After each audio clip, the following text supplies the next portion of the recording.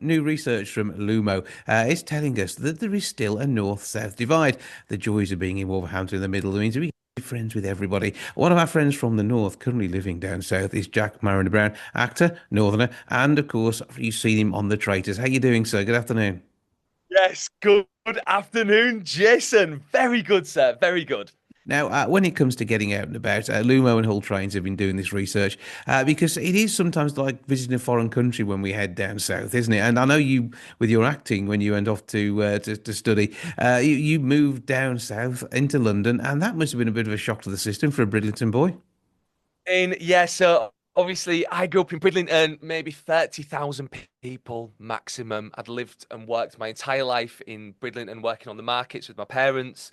And then I moved down to London when I was 18, and the shock of it was so massive. But the bigger thing was actually before I went down there, everybody was coming up to me like, "You're not going to London, are you? You're not going to London. You're not going down south." So I think the idea of this north-south divide is so massively ingrained in our minds that it can sometimes have a bit of an effect on our mentality when we are traveling to our geographical counterpart. Yeah, 'cause I mean, everybody worries about whether you could afford a property down there, things that may be cheaper up north, and I think that does vary on depending on where you're going. If you're going northwest, I think somewhere like Liverpool, things are prices are a bit higher up there. Certainly Manchester, same way as you might see in any other big city. But if you go to some of the northeast towns, you have a great time. You get some brilliant value for money when you say you were going on holiday maybe to Bridlington. Yeah, exactly. Well, this is the thing. We're talking about value for money, and you actually hit the nail on the head there when we were talking about things that you like about different parts of the country. So,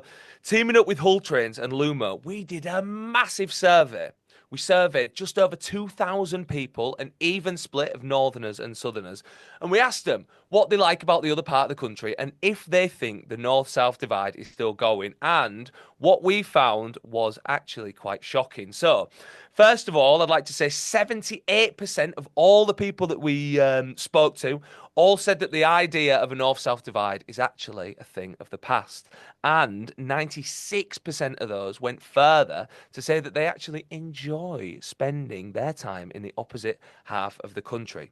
61% of people said that they would happily relocate to the other end of the country, while two-thirds, another 66%, have or would date someone from the opposite end of the country, which I thought was quite interesting. See that, yeah, that is all intriguing, isn't it? And I think when you were on the Traitors as well, I know it was only a brief visit, sadly, because of the way that the gameplay worked out. But I mean, that was an interesting mix of people, North-South divide, and yeah, and particularly with people pretending to be Welsh, that sort of stuff that was all going on there. It is an interesting melting pot to see how people from different parts of the country all come together. And do you think your northern roots may have hampered you when it came to being rescued from that cage? Well, do you know, it's actually very funny that you say that because maybe my northern roots, I don't think the northern roots hampered me. I think it's the fact that I absolutely bottled it when I was up in the cage. But this is a perfect example of the three people that got off the train. Alexander, who's from London, Fozia, who's from the Midlands, I think She's from Brum. somewhere. Oh, yeah, exactly. So, yeah, exactly. Fozia, a Brummie, and then me, a Northerner. So we had a perfect allegory. You know, different ages, different cultural backgrounds, three very specific points in the country, and all three of us were the ones who decided to get off the train. So I think if that's the evidence that you need that there's not a north-south divide, then that's everything, right? Yeah, I think it is interesting the way these things work out. And of course, if you are looking at getting on the train, if you want to get ahead across, if you fancy getting to the northeast, if maybe a trip out to Morpeth, heading up that way through up to Edinburgh, then it's all good fun to be able to grab your tickets via Lumo and see what Hull trains have to offer. Yes, exactly. I mean, listen, let's be real. Traveling by train, in my personal opinion, I mean, loads of people think I hate trains because I was so desperate to get off and start the train. But contrary to popular belief, I love trains. Traveling by train, in my opinion, is the future. Let's be real, guys. Summer's coming up, right? So we're all thinking about going to Benidorm or that flight somewhere or Spain, wherever. Why not just take a second and think, let's have a staycation. Let's support our local economy. Let's support the environment by traveling by train and also saving a bit of money. I drove from London back up to Yorkshire the other week, it cost me, I think, more money in petrol than it would have done from getting a train. So it really is becoming a more affordable, a more convenient way to travel. So I think, yeah, let's actually think about booking that staycation and supporting our small holiday towns like Bridlington.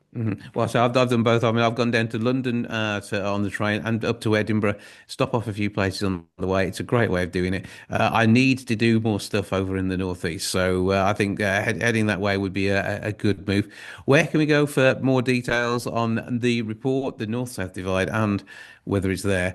Plus, of course, where can we grab some great train tickets at brilliant prices? Yes, please, everybody head over to the Hull Trains or Lumo websites to find more information and to book direct to get the best deals and the best prices. Absolutely. I mean, link in trips from the Midlands and across and up and down the country from there. And what have you got coming up? Any TV movies on the way? Because obviously we didn't get to have you hide the fact you were an actor enough when you were doing the traitors. So what's coming up and where's your socials? So, to be honest, things are kind of moving in a very new and interesting direction. So, I'm doing a bit more presenting now. So, I've Mhm. started picking regular work for Morning Live and doing other presenting gigs on the BBC. I've just done the Chelsea Flower Show for them. I'm going to be covering Wimbledon for them, which is exciting. I've just been and bought a brand new Fred Perry for the occasion. So, that'll be very Absolutely. good. So, Yeah. yeah, look out for me on the television. I will be in your circle very soon. Follow me on Instagram, Twitter, Facebook. It's Jack Marriner Brown, double R, all one word. Okay, Jack Marriner Brown. Thank you for joining us. Have a brilliant time. Enjoy Wimbledon, and we'll speak again soon, I hope. Thank you very much, Jason. Have a lovely day.